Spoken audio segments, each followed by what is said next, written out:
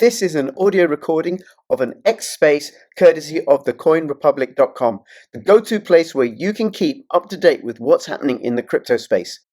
Tokenmetrics AI analyzes millions of data points to uncover hidden gems, delivering buy and sell signals you can trust. Our AI spots tokens before they moon, helping you stay ahead in the fast-paced crypto world. Join tens of thousands of investors who have taken their portfolios to the moon and beyond.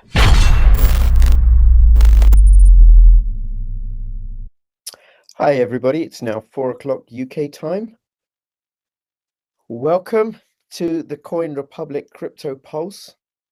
This is a weekly space where which hosted by the Coin Republic, where I speak to crypto projects. So we've had Pirate Chain, we've had Tom Luongo from Gold, Goats and Guns, we've had Kay Kamani from Phoenix App, and today I've got Freaknik from Melee Dvpn.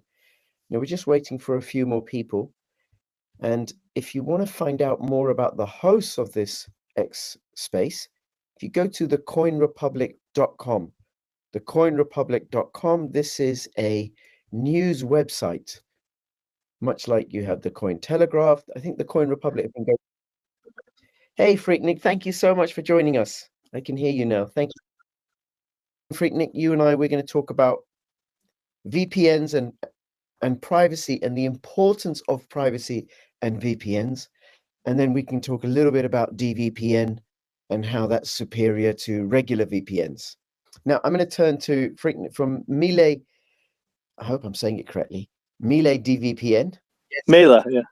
Melee. Thank you. Do you know, I've never asked you what Melee stands for or what it means. It's an Estonian word that means for us. Ah, okay. All right. And you're one of the developers of the Melee Dvpn. You're the lead developer. Yeah, I'm the core developer. We do have two community developers, but they have full-time jobs, so their participation isn't extensive, but they have helped a lot with our recent 2.0 release that we finalized last November. Right, okay. And for people who don't know, Freaknik is a regular guest on my channel, Crypto Rich, BTC, and you can find me on Odyssey and Rumble and YouTube and a few other places. And what you work on is a decentralized VPN, but I want to begin by talking about the importance of privacy. And Freaknik, I don't know if you know this story, right? This blew my mind. So I'm referencing an article from the Daily Mail in the UK, which is the best-selling newspaper in the UK.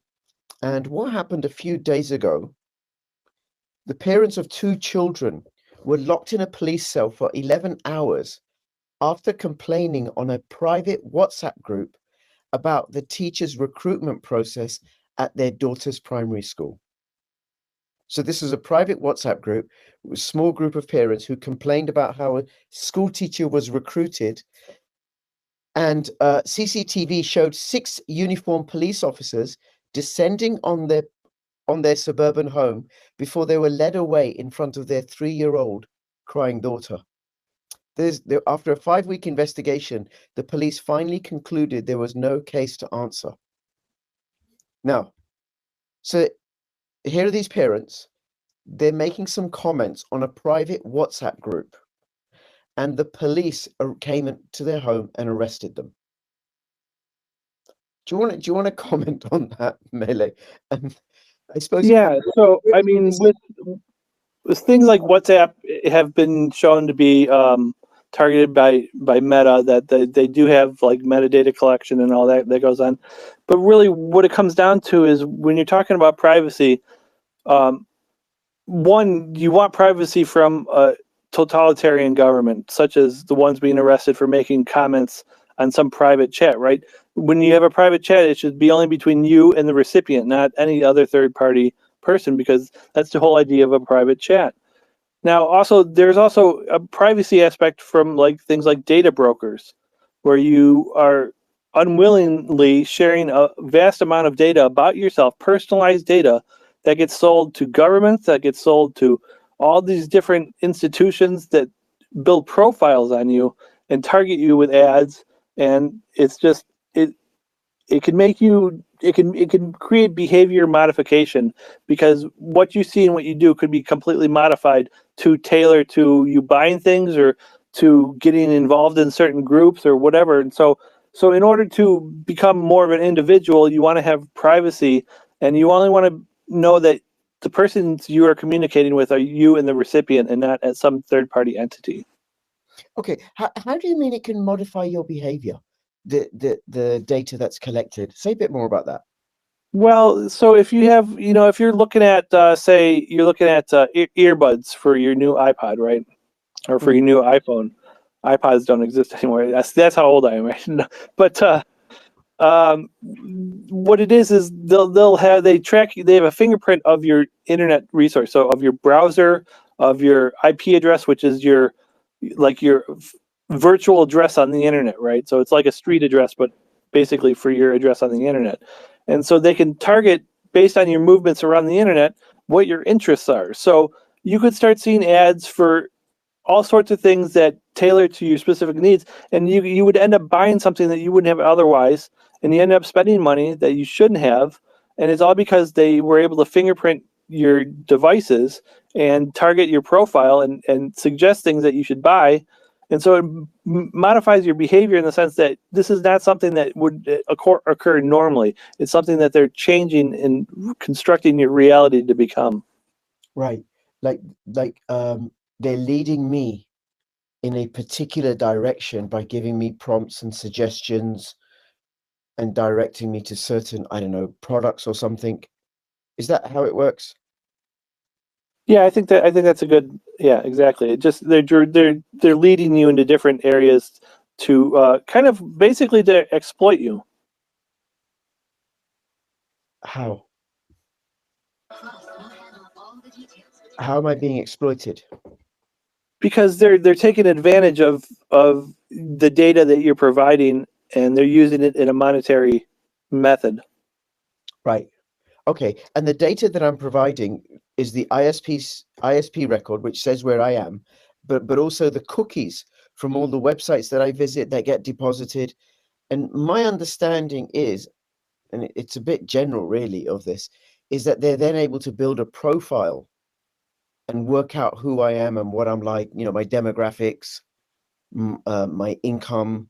Is that Your accurate? interest, yeah, your musical interests, your film interests, and all kind of interests on every subject that matters in your life. Okay, but then like for example, I like cycling, so I go to a website on the internet and I'm looking at certain bicycles. Then I go to a news website, and because the cookies have picked up that I like cycling, then the ads that are showing up are ads about bicycles and related to cycling. So isn't it then serving me? What's the problem with that? Yeah, some could view it as serving you, but I think it's more you're just a figure that they're trying to extract money from. And so you should, if you want to buy something for cycling, you should have that idea solely on your own and not be suggested it by some kind of exploitive method. Right, okay. That's perhaps taking advantage of, I don't know, my dopamine triggers or whatever, right? But also, I'm just wondering, listening to you, how this would then play in terms of people's political expression, especially given how authoritarian governments in the UK and in Europe are becoming. Just a few other things I want to let you know, Brittany. There was, I don't know if you know about the Quakers. They are a pacifist Christian group, and they held a meeting in one of their meeting houses in central London this week, which was where they had people there who were in support of the Palestinians to stop what's happening in Gaza. The police raided this peaceful meeting in a private setting. Okay, members of the public could come along, but it's a house of worship, and the police raided this house of worship where these people were holding a meeting to see what can be done to stop what's happening in Gaza. Then also in Croydon, which is in southern part of London, they are going to be installing facial recognition cameras. And then I mentioned, of course, earlier the police arresting two parents who complained about how teachers were being recruited at their daughter's primary school. Then there's the online speech bill, speech act. It's now law, where they're saying to various tech companies that they have to allow the government access into, so that the government can read the messages and stuff. And I know the CEO of Gab, and Gab is like X, has said, no, we're not going to give you access. And the CEO of Gab has recommended that people use a VPN if they're in Britain. Do you want to comment on the march to authoritarianism and the intrusion into privacy? I'm sure you're aware of it. Oh, I'm very aware. I live it every day, to be honest. But that's the topic for another time. One day, when I figure out that I want to talk about it. But Right. the world in general, with governments, they're becoming so vast. The governments are, that the majority of governments, of Western governments, and Eastern as well, are becoming extremely authoritarian, and it's solely about control of the people and pushing a narrative that benefits the government and the oligarchy behind, the surrounding elites around the government. And so they're trying to push a narrative, and they're trying to control political speech. Here in the U.S., we just had, I think it was earlier this past week, a graduate student was arrested and detained by 5 masked individuals. So they put there's a video of it on Twitter. They put masks on, arrested her, put her in handcuffs because she was outspoken about Gaza and the Palestinians. And so her visa is going to be revoked, and she's a graduate student at Columbia University. And so it's a threat on free speech, because if the government has a specific narrative that they're trying to push, they can silence anybody who voices the opposition, right? So if you're completely transparent on the internet, you post on Twitter with your first and last name, or on Instagram with your first and last name, or on Facebook with your first and last name, all that is being fed into, I guess, a master algorithm that can track your political narratives, your monetary spending, because especially with the rollout of CBDCs, which are coming very shortly. I think Europe has a plan to release in October. And so CBDCs allow, I think the EU federal banker there, the lady there, I forgot her name, but she said the rollout was going to come in October. So that just gives them another means of tracking your monetary spending, which they will eventually be able to program your money to be able to spend it or freeze it, or maybe you have an allotment for meat this month, and it's all very real. It sounds ridiculous, because it is ridiculous, right? I mean, that people would even think that this is okay, but it's really the way that a lot of these governments are moving forward. Yes, and in the background is the inevitable monetary collapse, the debt default, especially in Europe and the UK. And this is what governments do when their money crumbles. And that's something that I think covered in my first 2 X Spaces with Tom Luongo, and subsequently with Kay Kamani, what's happening in the financial world. So if people want to go and check those out to find out about how that process, the collapse of money, is destroying everything. Okay, now, how can a VPN work against all that you've pointed out? What is a VPN, and how does it protect the users when we go on the internet, when we go into WhatsApp? So a VPN essentially is allowing you, if you're at your house, you can tunnel your traffic to some remote connection, maybe somewhere in Europe. If I'm in the US, I can connect to a computer in, say, Belgium, and I can route all my internet traffic through that computer. So on the endpoint, if I go to, say, google.com, while my traffic is going through Belgium, Google will show that my location is in Belgium, right? So it protects your identity, your public internet identity, by routing it through encrypted means through some other server that is hosted by a central authority, or in our case, a decentralized authority. and allows for encrypted communication and privacy of your public space on the internet. Right. Okay. Okay. Now I know. I'll give a few examples of how that works. I know people in France cannot access Rumble.com. You can't access it in France. But what you're saying is if someone uses a VPN and they're in France, they're then able to make it look like they might be in Belgium or Germany or the United States, and then they can access Rumble.com should they wish to do so. In Britain, democratic liberal Britain, we're not allowed to access RT.com.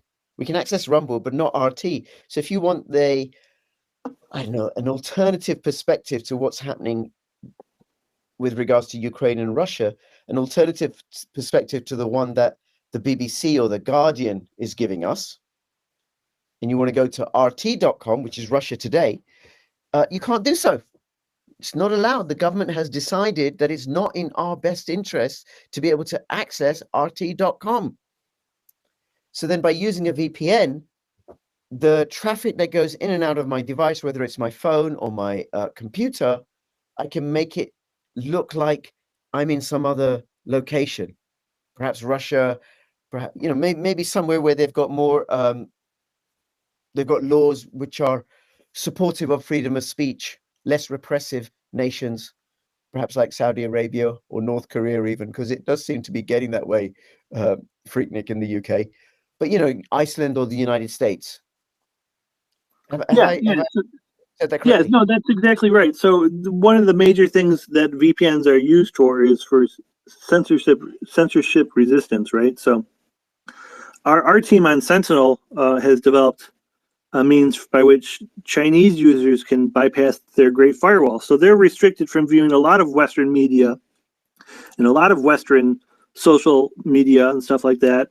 And so by using our protocol, they can access those sites that they would not otherwise have access to. So it opens the world as a whole to everyone by using VPNs and DVPNs.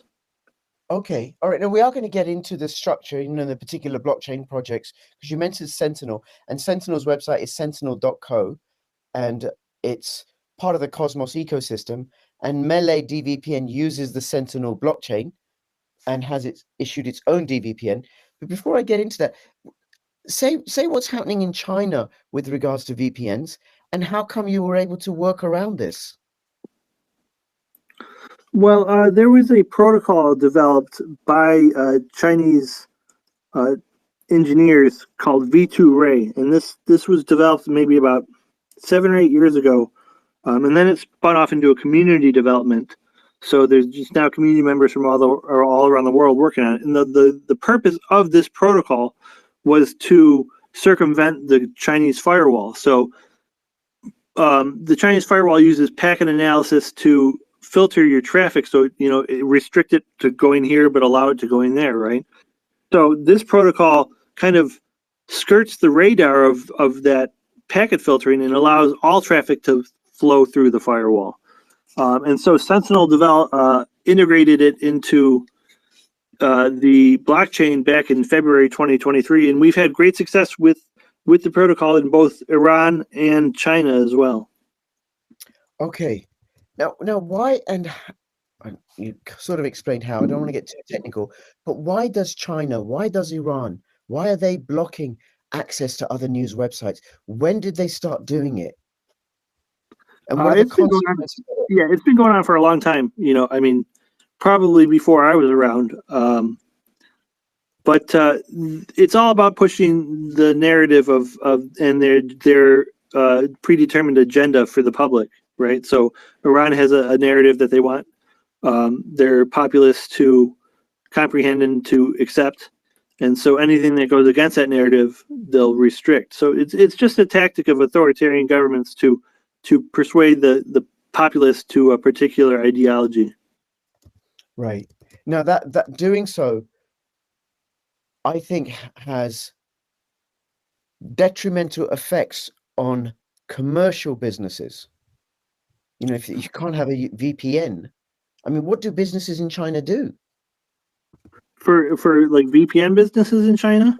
Yeah, because I mean, Okay, Well, a lot of the VPNs in China, they have to register with the Chinese government as a VPN provider. So I think all of them actually do.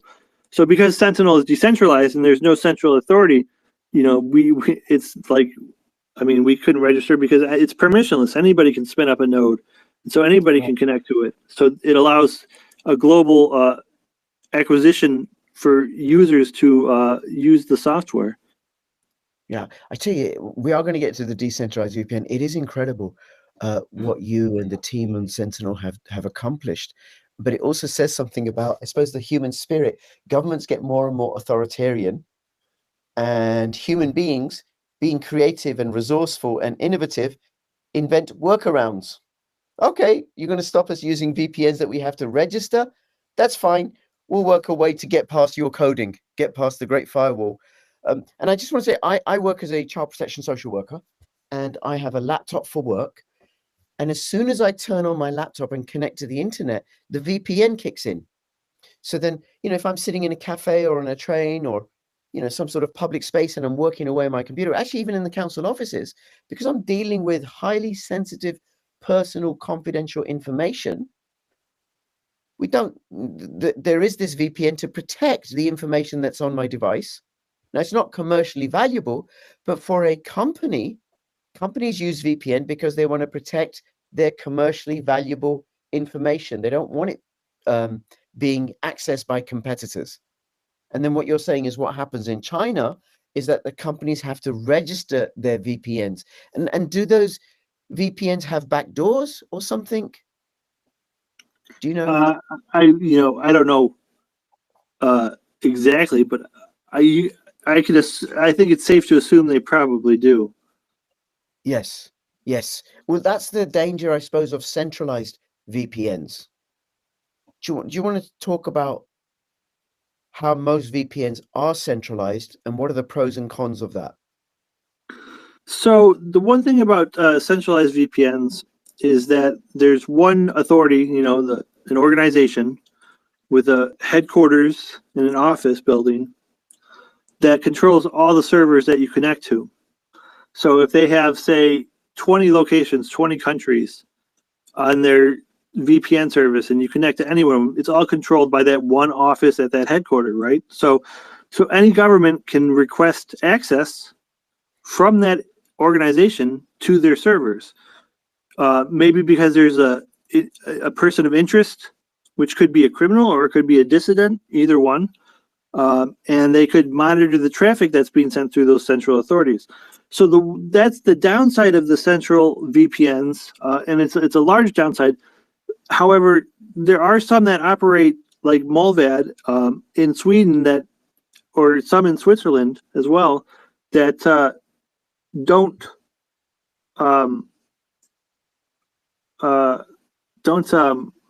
respond to government subpoenas, right? So unless it's from the host country. So Switzerland's probably the safest country in which that occurs. But the upside to a centralized VPN, since you mentioned the downsides and upsides, is that they can become a trusted entity, right? So if they have, say a warrant canary, which is something that is published every day, and it basically just shows with your PGP message that there has been no warrants issued on our servers today. So a lot of companies do this. I did it with a company I had back a couple of years ago. But that allows users to build trust with the organization, in which is protecting their data. Sorry, Mille, I just dropped out for a second there. You did this with a company that you used a few years ago. Say it again, please. Yeah, I had a warrant canary. So I was operating a swap service for coins, and it was between Monero and Bitcoin. And so on the website every day, it was a warrant canary that would come out, show the onion address and the different addresses of our sites, and if there was any communication with federal authorities, that would be posted in the warrant canary. But I never had any issues. So, but that's just a technique that allows people to see if there's been any any subpoenas issued by governments to the organization or whatnot like that. Right. But okay, thank you. And I think the risk with centralized VPNs is kind of similar to the risk of centralized money. You know what? Bitcoin is decentralized money. There's no counterparty risk. You're welcome to send me all your Bitcoin, Mele. I don't mind. I won't be upset. And there's nobody in between. And I think with VPNs, the risk is the centralization of data and information.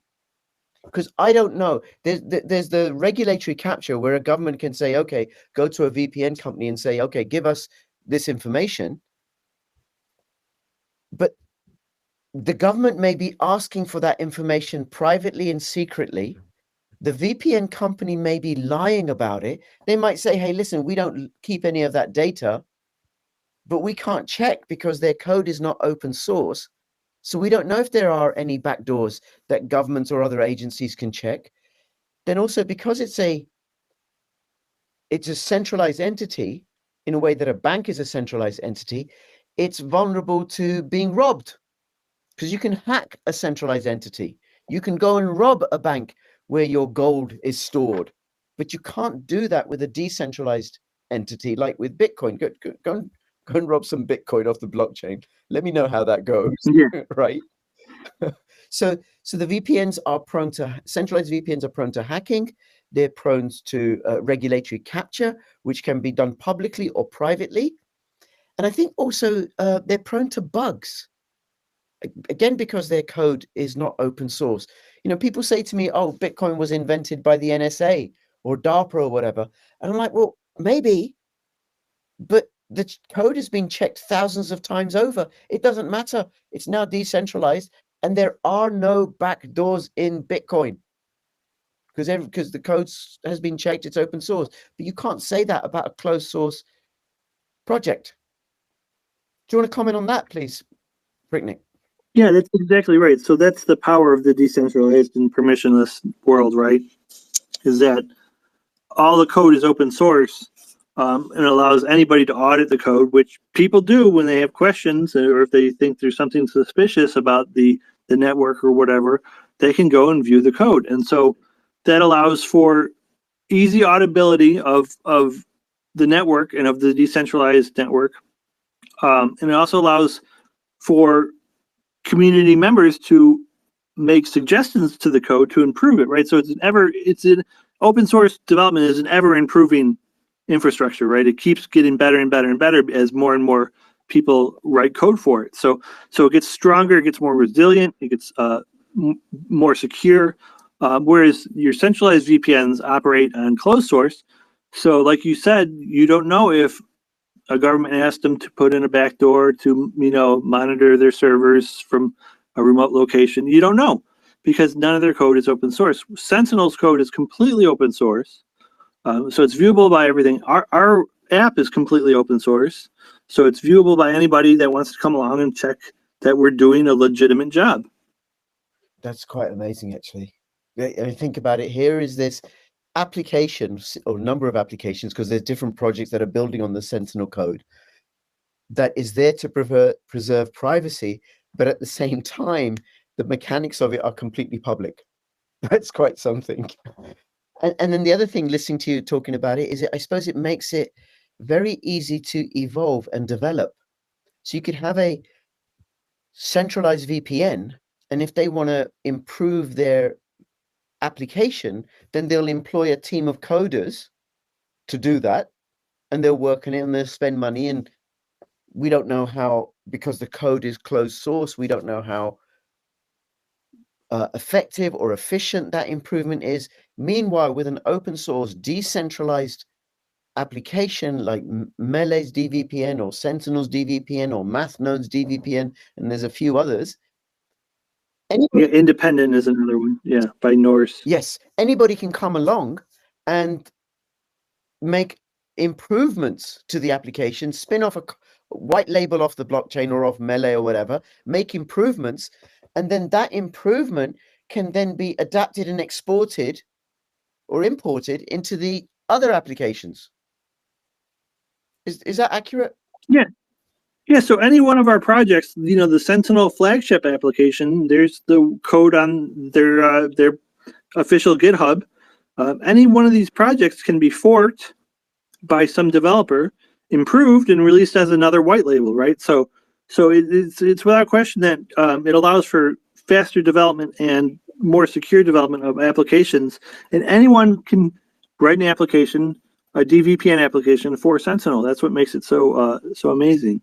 Yeah, but isn't there a problem, like if somebody wants to install a DVPN on their iPhone or their Android phone or on their laptop, they got to go to GitHub or the Play Store or is it the iPhone store, Apple Store? Those are all centralized.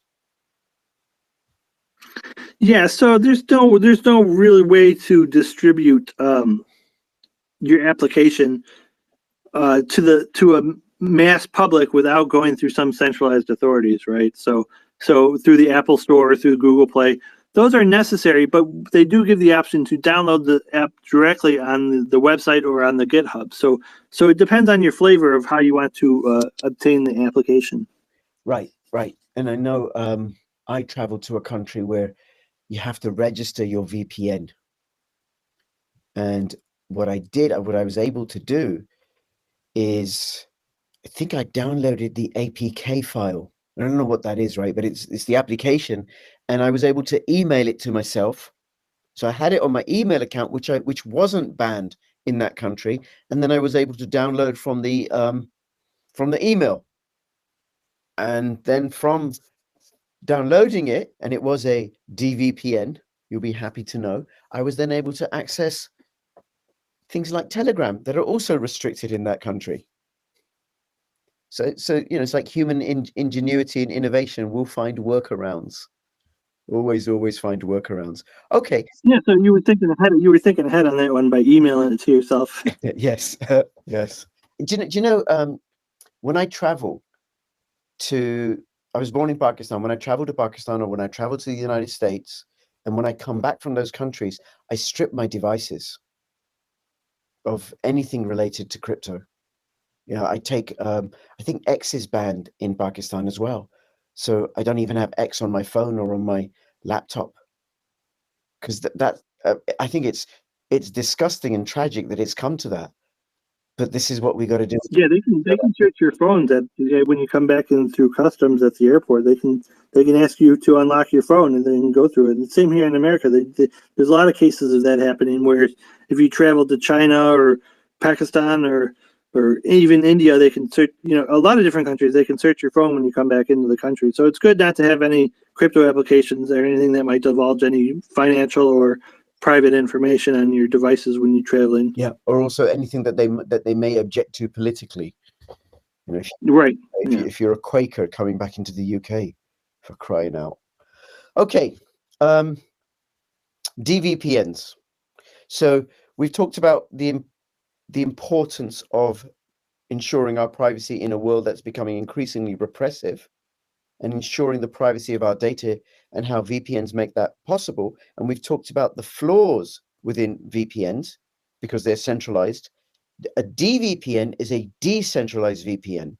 Now, the one that you and I are going to talk about that you're connected to and that I'm connected to is Sentinel, sentinel.co. Do you want to say just a little, without getting too technical, just a little bit about the basics of the Sentinel blockchain and how the DVPN works? Yeah, so it's based on the Cosmos SDK, so it's part of the Cosmos ecosystem. So there's other networks like Secret and Namada and all that stuff in there. But so it runs on the Cosmos SDK, and it's a decentralized blockchain and VPN network. So what that means is that anybody can come along and host a server that registers on the blockchain and allows users to use applications such as ours or such as the Sentinel flagship app to connect through their node that's registered on the blockchain, and they can earn rewards by doing so. So there's no central authority that controls all the nodes. I think there's 3,500 nodes right now on the Sentinel network, and there's no 1 or 2 or 3 or 4 or 5 entities. There's many more than that are running nodes on the Sentinel blockchain, and so it allows a kind of a skirting around governments being able to say, to a centralized VPN, hey, we want access to your servers. They can't do that on a decentralized because, one, a lot of the node runners are anonymous, so they have no idea how to get in touch with these people. And two, that there's no one entity or five entities or X number of entities controlling all the nodes as a whole. Okay. So let me see, break this down, right? You're in the United States, I'm in Britain, Varuni, I think, is in India, possibly, right? Let's assume anyway, right? So that I've installed a decentralized VPN, an application on my computer, and the information, the data that's going in and out of my computer is being encrypted. So it's all garbled and messed up, and nobody can actually see or work out what information is going in and out of my device. They can't work out which websites I'm visiting. They can't read any emails or which email application I'm using, even whether it's Fastmail or Gmail or whatever. And I'm going to send that to you in the United States. But that information first goes via Varuni's node in India, and she doesn't break it down. It doesn't get unencrypted. It then goes to your node in the United States, because you're the one I'm sending the email to. No, yes, I'm sending it to you. Actually, no, I'm not sending it to you. You're a node. It goes through different nodes, perhaps through several nodes, one in India, one in, I don't know, Belarus, one in France, before it eventually reaches you.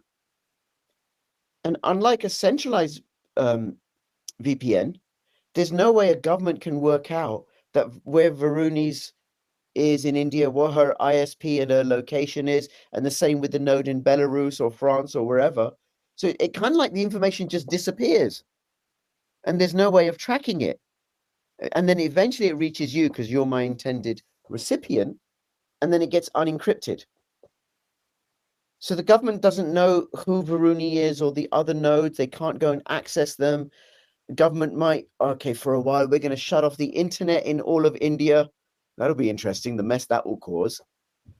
But all that happens, or Varuni turns her node off, her application, she turns it off, it just hops to another node within the Sentinel network of 3,500 nodes. Is that a fair representation, Freaknik? Well, we don't have multi-hop technology, so it doesn't hop between different nodes on the network. Right. If I connect to Varuni's node in India, my traffic will go through India before it goes to its final destination, right? Okay. My team is working on a 2-hop solution. So you'll connect to one of our math node servers, which is one of 30, and that will in turn connect to a Sentinel node of your choice. And so you'll have your information routed through our nodes and then through Sentinels and then to the final destination. So right now we are not a multi-hop system, but there is plans to develop that, which does create higher latency, so your internet traffic will be slowed down, but it does also improve security and privacy. So it's definitely something that we look forward to in the future. But for most purposes, a single hop is totally fine, and it's not going to compromise most people's security. But for more high risk individuals, multi-hop is the future, I think. Yes. And then, okay, what that shows is the way that open source projects can get quickly developed and upgraded and constantly evolved and improved. The other is that still remains valid. If Varuni turns off her node for whatever reason, or it's turned off, I can still choose another node, and no government is going to be able to identify Varuni's node or whichever node I go to anyway. That still remains. Yeah, that's exactly right. Yeah, Varuni is just one of multiple people that are hosting nodes on the Sentinel network, right? Yeah. So in many of these people, some people are known. Like, I mean, my company Math Nodes lists the nodes we host, but as for my actual name is not out there, right? So it's just a little, I'm pseudo anonymous, right? Yeah. But some people are active in the community. Some people have doxed names that they host nodes on, because, and some people, there's quite a few of them. There's about 350, 400 that run nodes from their house, right? So we call those residential nodes, and those are really, really good for bypassing sites that restrict data center IP addresses, right? So that restrict VPNs. You can connect to a residential node on the Sentinel network, and it looks like you're coming from somebody's house or apartment in whatever country that they're hosting the network on. Wow, that makes it incredibly flexible and adaptable and hard to stop. And I want to lead on to something else that it allows for, because somebody who runs a node can also earn crypto for running the node. So Varuni could have run a Sentinel or a Melee node in her home in India and then earn cryptocurrency for doing so. Say a bit more about that, about how someone can earn crypto using Sentinel, because I think of two ways. So, well, earlier, like I said, is when you spin up a node on Sentinel, you register it on the blockchain, right? So that then it gets put onto the blockchain, and anybody can query it, and they can see that it's available to connect to. And then there's plans that we offer. So we offer subscription plans. The Sentinel blockchain does, which has thousands of nodes on it and pays out to the node runners.